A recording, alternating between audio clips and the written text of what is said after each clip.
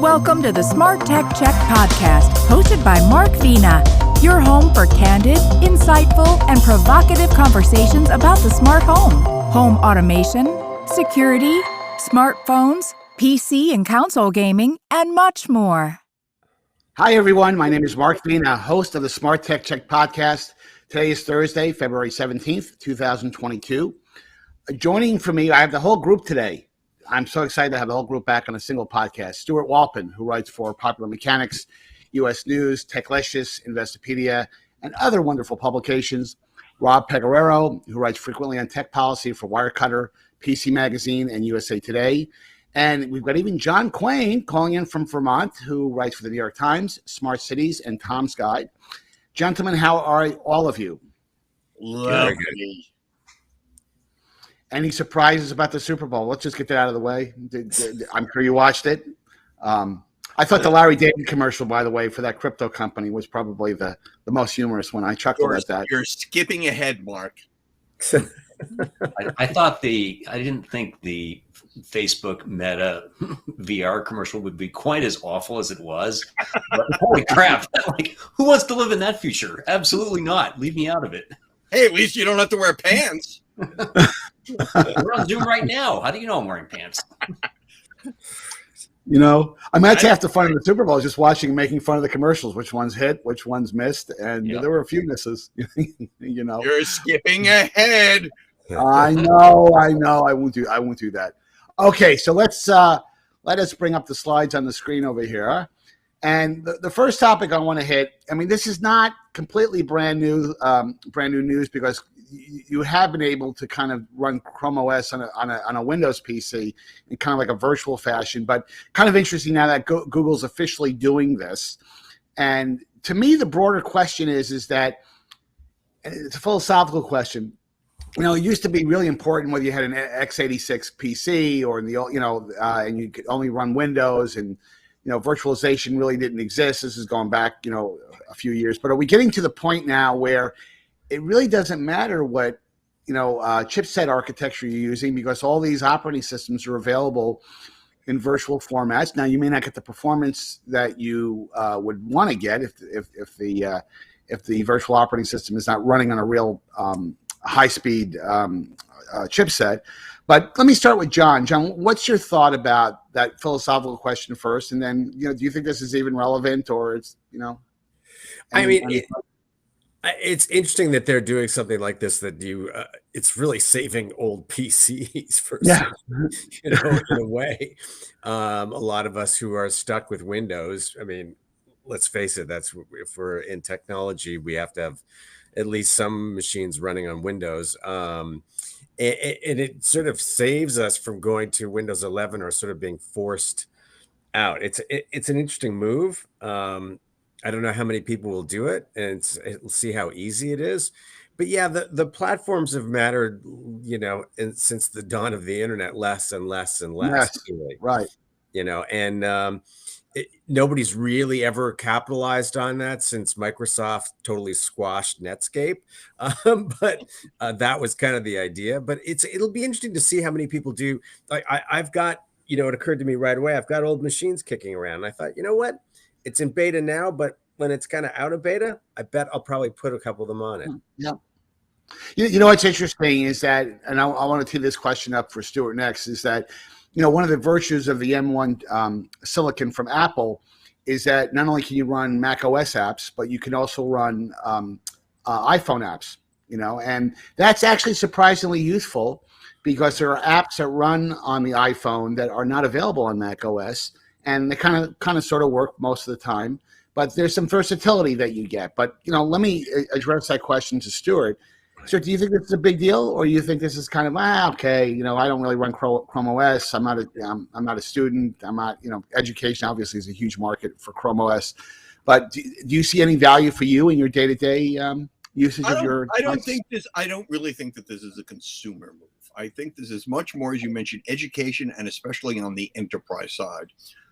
This operating system, which is Google Chrome Flex, is really designed to allow companies who have fleets of computers out there to not have to replace old units for another couple of years, and allows, and it's also a positive for Google, because if companies take their old Intel-based Windows PCs, 2016, 2017 models, that sort of thing, and convert them using this, they get 2 or 3 more years worth out of them, but also Google gets all these new customers that they didn't have before. In terms of interoperability, this version of Flex, as far as I understand, is not Android compatible. So while you'll be able to get access to Google Play Store for desktop applications, you won't be able to grab Android applications. The other caveat, of course, is that some equipment, there's a long list of compatible equipment that's available on the website from the company that Google bought that's allowing them to do this or something. I don't remember the name of the company, but it's a very, very long list, and Google makes it, I don't say very plain, but there are some operations that will not work depending upon the model of the PC. So for instance, on some PCs, the webcam won't work. The audio output won't work. So it's in beta. It doesn't do Android. There are some caveats depending upon the piece of equipment, but I think the best news is for enterprise customers who have fleets of laptops up there that they'd rather not go through the expense of having to replace every couple of years. Right. So, Mr. Pegoraro, will you be doing this? Will the Pegoraro household be installed? Somewhere on this desk, I have a very, very old ThinkPad X120E, which does appear on that list of supported hardware as something like should work with some issues, which is a computer I haven't turned on for years. I'd actually put a copy of Linux on it to see what Ubuntu looked like. I haven't turned the thing on in 2 years. If it still does, at least I'll put this cloud-ready version of Chrome OS on a flash drive, plug it in, and see how it works. I think there is a lot of potential for this. Not just in businesses, but also lots of older computers where lots of people just use the computer for the web browser. And so this gets you a much more secure browser than anything you could run on like an 8 or 10-year-old computer, where you're not going to run a current version of Chrome or maybe not even Firefox. Which, of course, I'm glad JQ mentioned Netscape. This whole concept is really Judge Thomas Penfield Jackson's revenge. He was the judge in the Microsoft case, who wrote the findings of fact, pointing out that if Netscape could actually become a layer of middleware in which you could run applications, that would threaten Microsoft's dominance. And now this is exactly what Google is doing with older computers that Microsoft has understandably lost interest in, because it wants to make Windows 11 run on a 12-year-old computer. Right. The only caveat on all of this, which I haven't seen mentioned anywhere, is old computers run old Wi-Fi, and this is a cloud-based operating system. So a lot of these older computers may have, only N Wi-Fi on them, which may not work very well with the cloud-based operating system. They may not find it as fast as they do, more modern computers with Wi-Fi 5. Right. No, I think that's a very, very good point, is that for anybody who's ever used Chrome OS, the reality is that if you don't have a reasonably fast connection, it's not the greatest experience. So I think that's a great point. Well, we'll see what happens with that. Let's hit the next topic here as I click to the next slide. This is your baby, Rob. And I want to caveat. Well, here's the thing. I think the word shutdown, which is the word that you used when you emailed me, so I'm taking no responsibility for using that word. But AT&T's word too. Well, but they've been kind of AT&T and others have been kind of signaling and telegraphing that 3G, call it 3G support, 3G coverage is coming to an end. And obviously, the big problem with that, there's a lot of devices, security alarms. Other types of, relatively small, you don't really need fantastic bandwidth to operate these devices that are obviously will need to transition to something else. And there are companies out there doing kind of stopgap solutions. But Rob, why don't you give a kind of an overview of the situation and, your thoughts on, how people are going to fill the gap? Yes, if anybody is watching this or listening to it with an iPhone 3G, you should definitely get that looked at. AT&T wants to shut down its 3G network as they shut down their 2G network a few years ago, and basically refarm that spectrum into nationwide 5G coverage, which they need, which will benefit more people. And there are two parts of it. One is the old phones. And in that respect, we seem to be in decent shape, because my understanding is if you have one of these phones that is liable to be affected by, they actually call it the 3G sunset. Sounds much more poetic than shutdown. Then you should have no doubt that you need to get a new one. You can go into any AT&T store. You'll have some free or cheap replacement for it.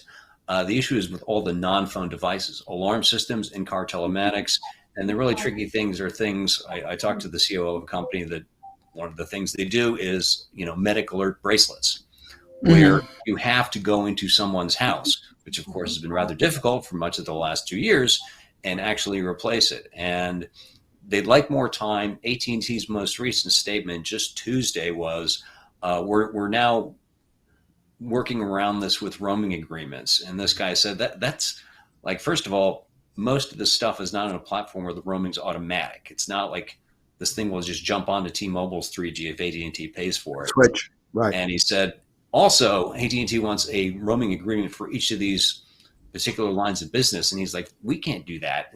In less than a week, February 22nd is the latest shutdown / sunset of 3G. So it is a big mess. We might not have been in this mess if we hadn't had, the last 2 years of all this pandemic stuff.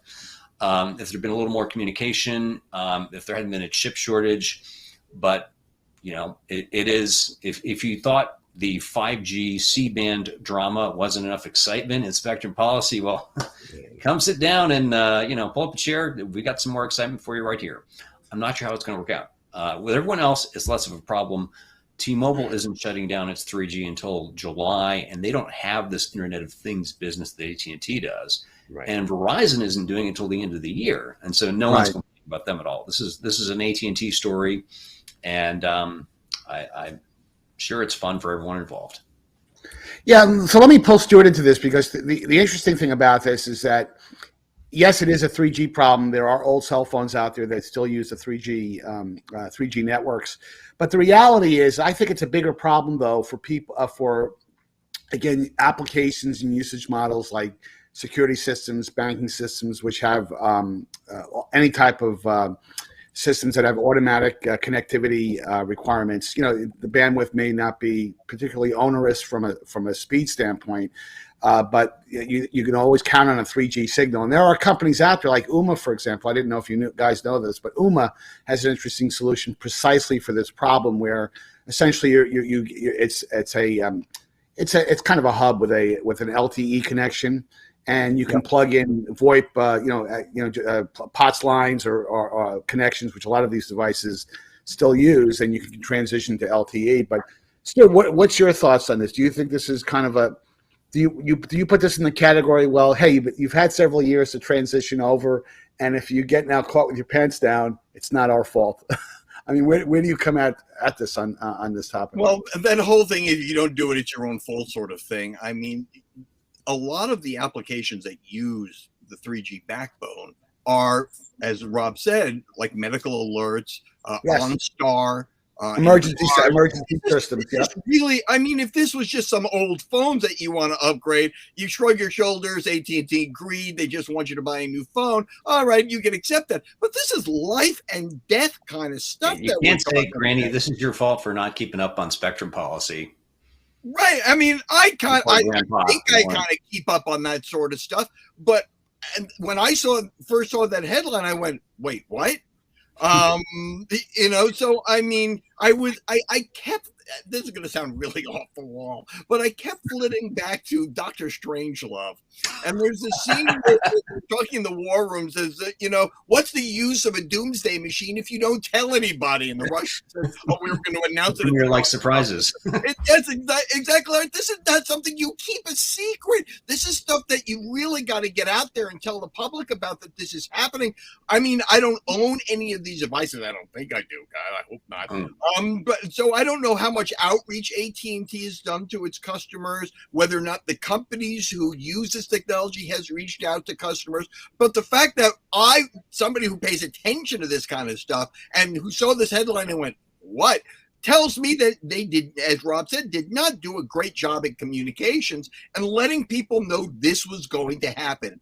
And considering the life and death consequences that can occur here, I think this is irresponsible, at least for AT&T not at least doing a much broader reach out on this.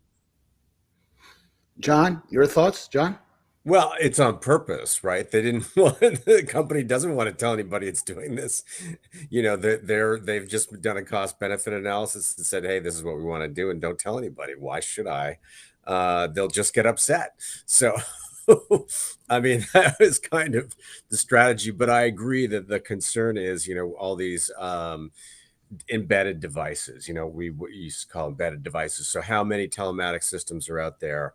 And other systems that are relying on the 3G backbone. Right. They must have an idea that they can weather that storm or deal with it, but it's definitely irritating. And it sort of reminds us all that so many devices require that kind of cellular wireless connectivity. What springs to mind to me right now are charging stations. That are going to be ubiquitous in the United States at some point, and they're all 4G now. And the talk is, well, should they be 5G? Well, they can't be 5G because you can't reach them, right? There's no way to cellular connection can reach that far in 5G. It's too short. So now what do? What if they cut us off? Does that mean that part of the infrastructure goes down? I mean, well, and maybe Rob, you could probably shed some light on this. Am I mistaken, or isn't some of the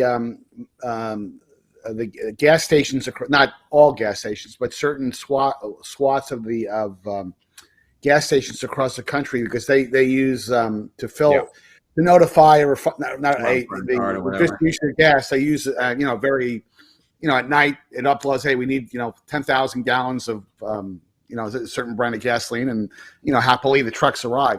I mean, I'm pretty sure some of those networks are 3G based, if I'm not mistaken. Maybe. I mean, there's definitely the guy I talked to, people I've talked to said that there are issues.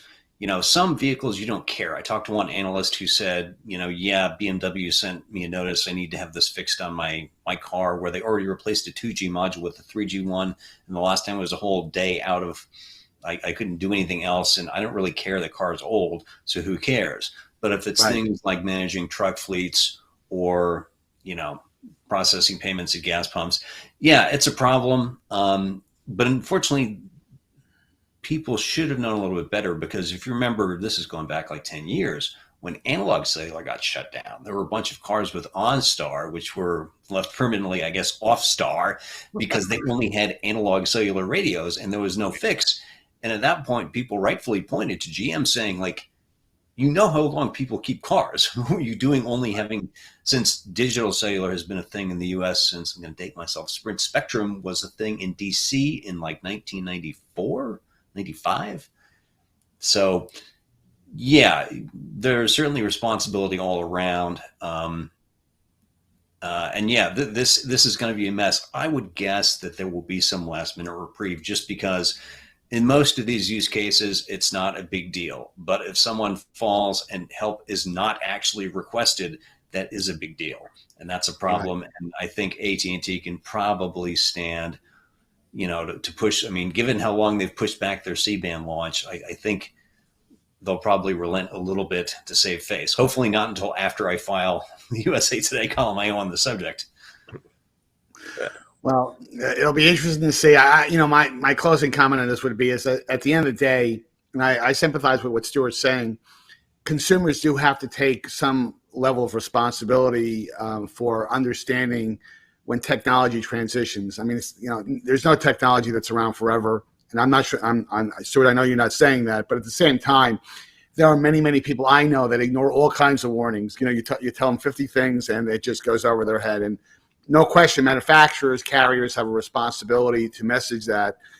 to John's point, I think they have a vested interest in trying to push people out from 3G devices to faster band devices. But this has been going on for a long time. I just hope people get it, frankly, so they're not caught with their pants down, so to speak. The people who are most likely to be impacted by it are the least likely to have. That's true. That is absolutely true. And so, so AT&T, get on the ball, AT&T. You need to knock on everybody's door and tell them. Stuart, this was your kind of little baby here. We talked about the Larry David commercial before, but let me get your perspective on the hits and misses at the Super Bowl regarding EVs versus cryptocurrency, because those are obviously the two big themes. Well, I don't know the name of the company, and quite frankly, it's very funny. I was sitting with my wife watching the game, and she said, "Oh, I really love that commercial." I don't remember which one it was. Oh, I really love that commercial. And I said, "Well, what was the product?" And she just looked at me, and I went, Yeah. That's always the big problem with a lot of these very, very clever commercials, is that you remember the commercial, but not the company. So, for instance, on the crypto side, I knew it was a crypto ad because I read about it later. But that bouncing QR code, I thought there was something wrong with the broadcast, and I fast forwarded because I was behind in the game, and I spotted the crypto and went, "Oh, big deal," and I just moved right past it. I literally thought there was something wrong with the broadcast. I had no idea it was a commercial. The Larry David, I loved the Larry David commercial. I have no idea what product they were hawking. I know it was crypto. Well, and you know me, Mr. Marketing, I don't care how great the ad is. If you didn't remember the name of the product. Right. What's the point of a clever ad if you can't remember the product? And I think this is the basic mistake that almost every single one of these clever advertising companies make every single year, is that they make these great ads that have absolutely nothing to do with the product, and therefore nothing for us to remember. For instance, I remember the Snickers commercials with the celebrities. Betty White getting tackled. Yeah, they tied Snickers right into the ad. But Stuart, let me tell you, if you flash back to, I think it was 1999 or 2000. And GoDaddy ran these commercials, that were always about women scantily dressed, and they played up Patrick, and GoDaddy was successful in getting that as a brand out there, but they had lots of problems. People couldn't identify what the hell is GoDaddy associated with. Right. Because they knew what the company was, they just didn't know what the company did. Well, that's a problem. The difference between, I know that's a very clever ad, but I have no idea who ran it. I don't even know the name of the company. John, your thoughts? Right. Well, this is my idea too. So I was with people who are much younger, and they knew, the QR code thing. But they all said, they were all in their 20s, and they all said, "Who's going to point their phone at the TV?" So if they said that, and they're in their 20s, all right, probably not the greatest idea. Also, just coming off some heavy losses in Bitcoin and, criminal activity with these people being busted, laundering money and stealing from vaults, cryptocurrency vaults, all that stuff was just a few days before this ad. So the timing wasn't so good. On the EV side, also some of these my friends who are in their 20s, they said, "Oh yeah, there's a Silverado, like there's one of those on my block. I just saw one on my block." And I was like, "It's not going to be out next year, so it can't be on your block because it's not going to exist till next year. There isn't anything in production." So I looked at her and then I said, "Oh, Rivian," and she went, "Yeah, it's a Rivian." So I mean, it was helpful for the category. It was great to sort of promote Rivian, which is the competition, but it's just an interesting take. I thought on that. I was like, wow, they spent so much money on an ad that for a product that's not going to come out till, when is it coming out? I don't know. Anyway, they're very interesting reaction to them. To your point, though, I thought they were all boring ads. There was none of that Totino's Time Machine or the Betty White thing, or just nothing really grabbed me from the whole thing. You didn't like the Larry David commercial? It was okay. I kind of meh. What I thought was funny about that ad, before I want to get Rob's reaction, is what was funny was when they went to the Sony Walkman. They never called it a Sony Walkman. The last piece. Right. You think they would have done something around the iPod with a character playing Steve Jobs, saying, "Hey, this is called the iPod, and you could put a million songs on it," and that would have been entertaining. And I listen. I know how advertising agencies think. I'm sure that was keyed up, but or teed up. But I have a feeling that they probably said, "Yeah, maybe we want to make fun of Apple or Steve Jobs' memory." What do I figure? That was part of the discussion. Rob, what were your thoughts? So yeah, the Coinbase ad, it's funny that I did find that effective, but not in the way they intended, because I saw that, I'm like, what's the QR code? Then I'm like, oh, Coinbase, sure, right, whatever. Then I saw on Twitter, people were like, ha, ha, ha, Coinbase's ad has crashed. I'm like, oh, let me see if it's up right now. And I saw, and they're like, oh, the ad was, if you sign up, you'll get $15 in Bitcoin. I'm like, well, for research purposes, I have to do that. So I'm checking my account now. I am down 25 cents already. This is going great. Rob, I've always knew you were a gambler. This is not going to pay for my kids' college tuition, that's for sure. As for the EV ads, I was struck, number one, every car ad up until that Toyota Keeping Up with the Joneses thing was for an electric car. Mm. And of the two, my favorites were Arnold Schwarzenegger as Zeus for the BMW iX. And of course, as a native New Jerseyan of Italian descent, I loved the Sopranos homage. Yes, I thought that was cute. I thought that was cute. I had a bone to pick actually with the Larry David ad when he was with Thomas Edison with the light bulb. They presented it Thomas Edison from like 1920. Right. The light bulb that Thomas Edison should have had black hair and should have been 30 years younger. Thank you for that historical detail. That's interesting. Hey, little things. Details matter as features. Another bit of Jersey history right there. Exactly. Right. Let's hit the last topic that we've got here. Let's talk about, Stewart, this was your baby, and it's an important one. This whole sideload bill that's kind of bouncing around in Congress right now. And the two words unintended consequences come to mind. But I am sure Stewart's going to opine on that. So, Stewart, take us home on this. Well, the bill that we're talking about, and it's a tongue twister, the Open App Markets Act. You see, it's a tongue twister. I can't even damn say it. It was introduced last August by Blumenthal, Klobuchar, and Marsha Blackburn from Tennessee, Republican. It's really short. I mean, the thing is maybe 3 pages long. It's not that long, and it's very, very direct. Which is remarkable for legislation. Remarkable. I was stunned at how short. It took me 2 minutes to read the thing. But the line that's in it, and I want to make sure I get this, and there are a couple of things in here that I want to talk about, is that one of the laws that they want to put in here is that they need to allow or provide the readily accessible means for users of an operating system to install third-party apps or app stores through means other than the App Store.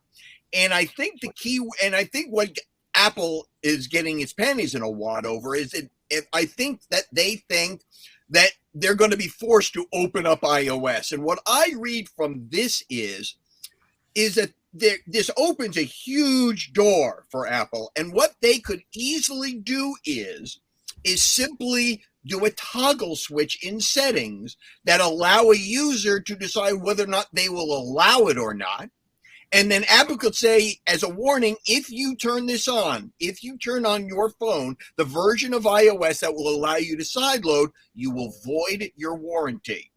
There is nothing in this legislation that would stop them from doing that. The legislation is very, very non-specific about how to do it, just that you have to make it available. Right. The other side of this, which I thought was interesting, is that there are no criminal penalties involved. All of the penalties are civil, which means that this is almost nothing at all that somebody's going to have to sue, and Apple's got the deepest pockets in the world. Right. And so the fact that this doesn't have any criminal relief or something other than federal injunctive relief, I thought was a little surprising. Well, it just goes to show that the Apple lobby is very persuasive in Well, Washington. apparently not, because this is still in there, and Apple hates Well, it. but if they know, but here's the thing: if Apple knows this is a fait accompli, it's going to happen. And I'm not sure, but it could, because it's one of the rare pieces of bipartisan legislation in Washington right now. I suspect Apple, the fact that there's really no criminal implications for this, that they may get to a pay the 2 cents type of mentality every time that there's a problem with that. Rob, what's your thoughts on this? I think Apple needs to think hard about how its own choices are making something like this inevitable. Around the world, other governments are saying, like, no, Apple, you cannot compel developers to hand over 30% of every transaction, at least every first-year subscription transaction, just because the app is on an iPhone. Like, that's not an existence tax you get to keep. And Apple's response has been not just contemptuous, but stupid. So the Netherlands dating apps, I didn't know this, they have to fork over that 30% Apple tax.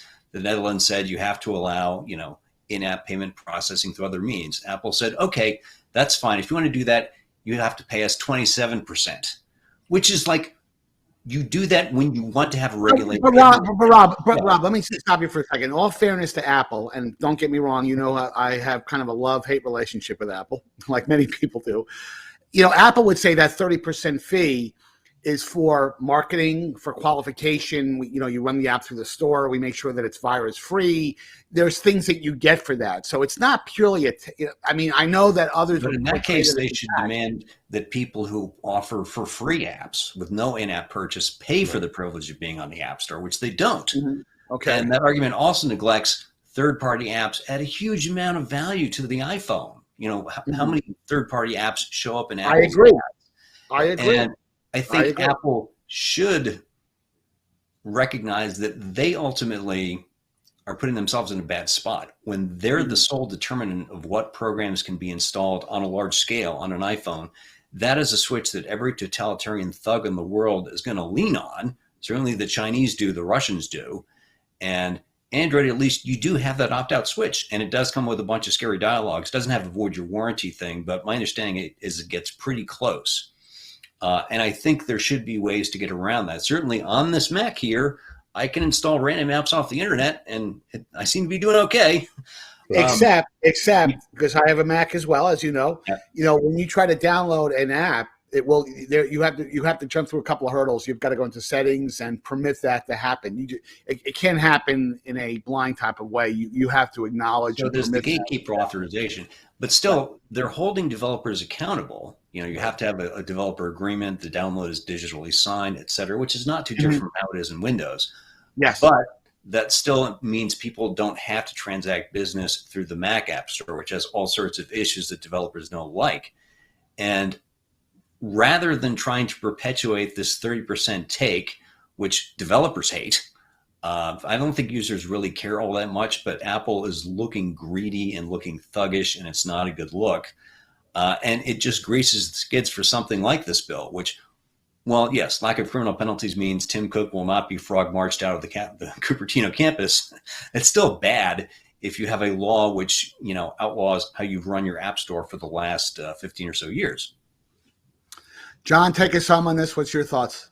Yeah, well, it's definitely, if you're into conspiracy theories, a lot of different states have tried to do laws like this, and many states got all the way to putting a vote on it, and the last minute were pulled.